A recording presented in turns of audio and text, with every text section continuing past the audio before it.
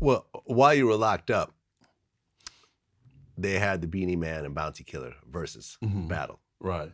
And when Beenie Man performed Compton, Right. Nas Right. was in the comments, Right. Okay. basically saying, "Wait, that isn't Biggie." You know what I'm talking about? Yeah, I heard about it, You man. heard I about it. definitely heard about it. And you know, Beenie Yeah, he Man said, "Oh definitely, shit, that ain't Big." And yeah, literally exactly. a Nas comment. And Beenie Man heard it. Oh, come on, that's Guerilla Black there. Yeah. Yeah, that's Guerilla. So I mean, yeah, man. I mean, Nas is a legend, man, and he's a staple and a cornerstone in hip hop, definitely. So, yeah, definitely, man. I mean, I think he just at that time everything going on, he brought, but oh man, shit, wait a minute, and so Beenie Man was like, yo, that's Guerilla Block there. So yeah, man, but definitely. Yeah, and when you look on Spotify, the Compton song has almost 4 million views. Right. So, after all that, after all those years, back then there was no streaming platforms or whatever else. Right. 4 million people still tuned into that one song. Right. All those years later. Plus another 3.6 million listen to You're the One. Right. Sunrise got about 1.7 million. So. That's it. And that's my most favorite song on that album. Sunrise? That's my favorite song on that album. And again, as an artist, that's what I was telling Reggie earlier.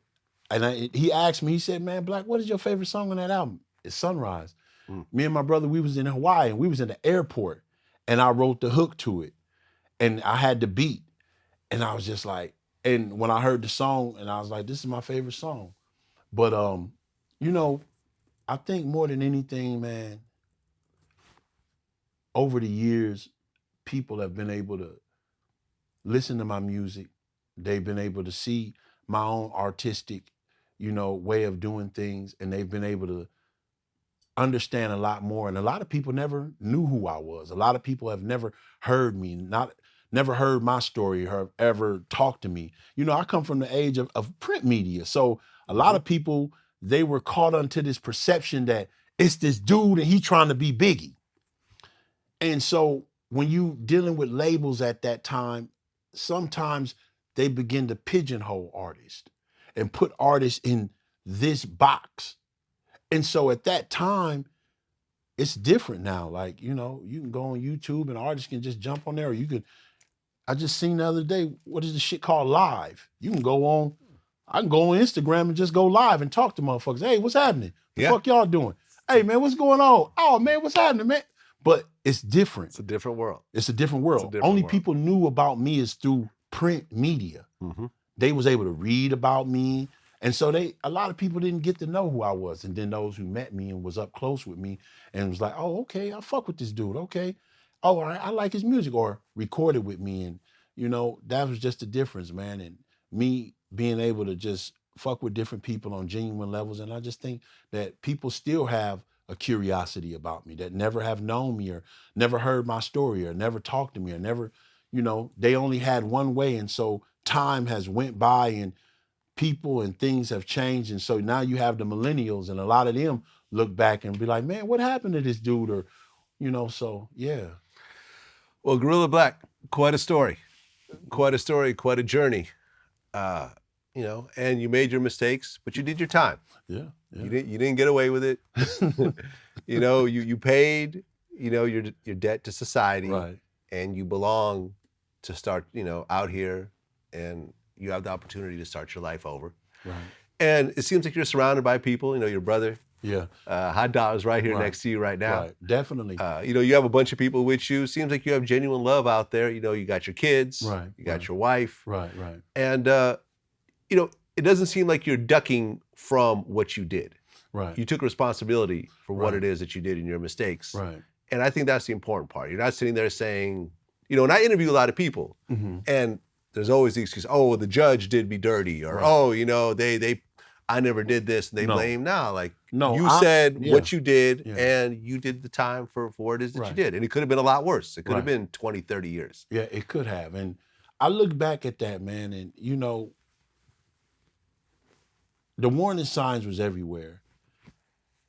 But at that time, I wasn't in a place mentally to be able to discern the differences because I allowed myself to put myself in one way and one way of thinking, and I couldn't be open. And I couldn't open myself up to different possibilities. And so when I cut myself off from being open to all of the different possibilities, I just started drawing down to one set of rigid, segmented thinking. It's this, it's this, it's this, fuck everything and fuck that and fuck this. I'm just gonna do this. And I look back on it and, you know, I really understand now that no matter how much I've planned and no matter how smart I think I am, I realize that God truly has a bigger purpose for my life. And, you know, definitely at this point where I'm at, me being surrounded with people like my brother, if I hadn't had my brother who's been so instrumental to helping me reacclimate myself with society, without having the support and the love of my children, without having the support and love of other people. Because again, like I told you, I hurt these people when I went to prison, man. I really hurt a lot of people. I didn't even take it into consideration how far reaching my actions hurt people. You know, the people whose credit cards that I use were hurt.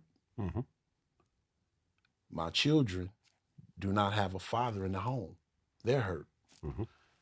My wife doesn't have a provider or strength in her husband because he's gone.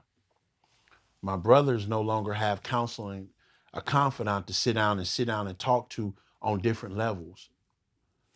No one went unscathed. And so I'm so blessed and thankful to be here at this point at my life to have all of those people around me and have given me a second chance. And, you know, it's deep because, you know, I could say this from my point of view and from me sitting here, they didn't have to give me a chance. You know, my brother could have wrote me off and said, man, fuck you. You on some weirdo shit.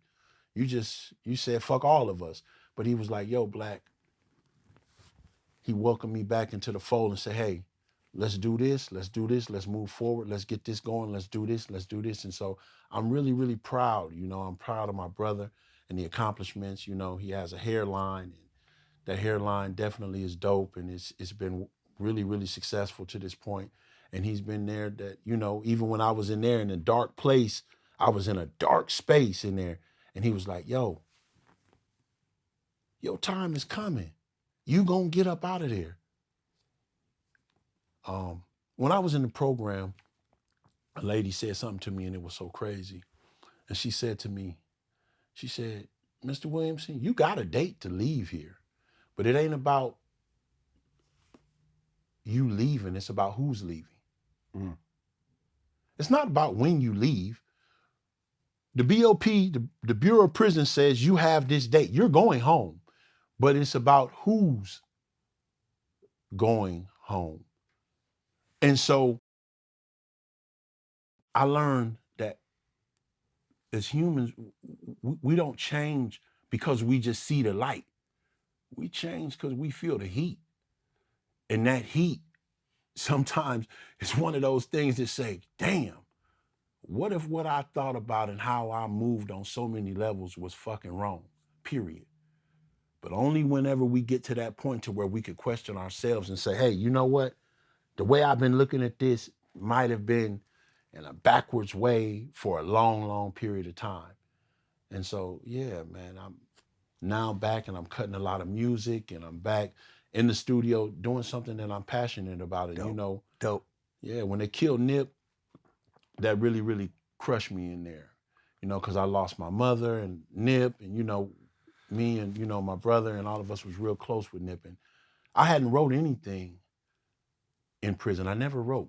I didn't have the passion to write. And I just felt like, you know what? I'm gonna start writing again. And so I ended up writing close to almost 600 verses before I walked out in the last 11 months of my incarceration. There you have it. Guerilla Black, man. Appreciate you sharing your story, man. Wish you all the best. Thank you for having me here, Black. No doubt, man. I Until definitely next time. Thank you, man. Peace.